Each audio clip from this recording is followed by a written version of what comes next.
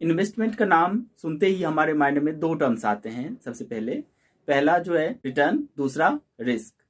तो चलिए हम जानते हैं वेरियस टाइप्स ऑफ रिस्क जिसे हमें कहीं भी इन्वेस्ट करने से पहले चेक करना होता है। तो सबसे पहले हम जानते हैं बिजनेस रिस्क के बारे में। यह रिस्क बिजनेस के नेचर से एसोसिएटेड होते हैं। जैसे कि अगर एक कंपनी है, उसके सेल्स वॉल्यूम में कमी आ जाए या उसके ऑपरेटिंग एक्सपेंसेस बढ़ जाए, तो दोनों का ही कंडीशन में बिजनेस में लॉस होने वाला है। रिस्क से बचने के लिए हमें उस बिजनेस के नेचर को स्टडी करनी चाहिए, उस बिजनेस के मार्केट कंडीशन को स्टडी करनी चाहिए कि आगे इस बिजनेस में क्या होने वाला है।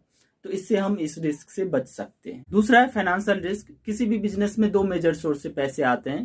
पहला डेट यानी कि लोन या उधार का पैसा, दूसरा इक्विटी यानी कि शेयर होल्डर्स का पैसा। अब किसी भी बिजनेस में डेट ज्यादा होने से क्या होता है कि पहले तो उसमें फिक्स्ड एक्सपेंस होगा यानी कि इंटरेस्ट जाएगा हमेशा, एंड दूसरा जो है डेट का जो पेमेंट होता है इक्विटी वालों से पहले होता है। तो हो सकता है कभी कि डेट का पेमेंट करते करते सारा खत्म हो जाए और इक्विटी वालों के लिए कुछ ना बचे। तो डेट इक्विटी रेशियो हमें चेक करना होता है कि किसी बिजनेस में अगर डेट ज्यादा है इक्विटी के मुकाबले तो उस बिजनेस में फाइनेंशियल रिस्क ज्यादा है। तीसरा है लिक्विडिटी रिस्क। यह रिस्क जब हम इन्वेस्टमेंट को सेल करने जाते हैं तब हमें पता चलता है कि अगर हम सेल करने जाते हैं तो क्या हम सेल करने के लिए वेट करना पड़ेगा या हम जैसे ही गए सेल करके हम अपना इन्वेस्टमेंट को कैश में कन्वर्ट कर लेंगे। और दूसरा ये भी होता है कि अगर हम चाहे तो हमें सेल करने गए, तुरंत सेल हो गया, लेकिन हमें जो जितना पैसे मिलना चाहिए था वो नहीं मिल के पैसे हमें कम मिले, यानी कि जितनी वैल्यू की थी उससे कम वैल्यू में बिके। तो ये भी रिस्क होता है। ये लिक्विडिटी रिस्क में ही आते हैं दोनों कंडीशन की, चाहे तो सेल करने के लिए वेट करना पड़े या कम वैल्यू पे सेल करना पड़े, तो ये लिक्विडिटी रिस्क में आते हैं। तो हमें जब भी कहीं इन्वेस्ट करते हैं तो ये चीज़ें जरूर देखना चाहिए कि अगर हमें कहीं इमरजेंसी में पैसे की जरूरत पड़ जाए, हमें थोड़ा जल्दी में सेल करना पड़े, तो क्या ये रिस्क हो सकता है। चौथा है political risk.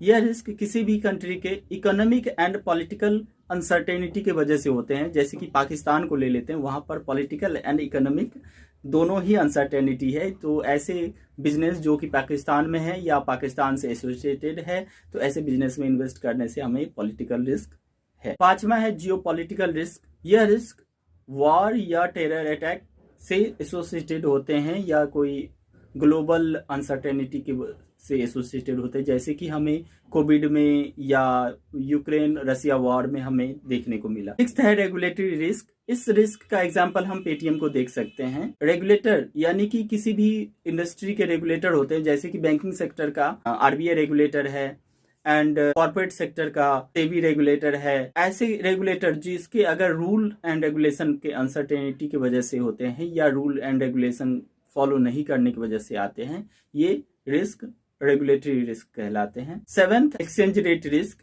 Exchange rate risk तब होते हैं जब हम किसी फॉरेन कंट्री में इन्वेस्ट करते हैं या फॉरेन कंट्री से एसोसिएटेड बिजनेस में इन्वेस्ट करते हैं या फॉरेन करेंसी में इन्वेस्ट करते हैं, तो हमें एक्सचेंज रेट रिस्क देखने को मिलता है। क्योंकि हम जब इन्वेस्ट करते हैं तो हम फॉरेन करेंसी में इन्वेस्ट करते हैं और हम जब इन्वेस्टमेंट को सेल करते हैं तो हमें इंडियन करेंसी चाहिए होती है। तो दोनों की वैल्यू जो ज़्यादा होता रहता है, तो इस वजह से हमें हो सकता है कि जब हम सेल कर रहे हो तो सामने वाले की जो करेंसी है वो ज़्यादा मजबूत हो गया, तो हमें क्या होता है, कम पैसे मिलते हैं। तो ये सारे रिस्क जो हमें कहीं भी इन्वेस्ट करने से पहले देखना होता है। अगर हम ये सारे रिस्क को एनालाइज करके मेजर करके अगर इन्वेस्ट करते हैं तो हो सकता है हमारा लॉस जो है बिल्कुल ही कम हो जाए, यानी कि लॉस ना के बराबर हो।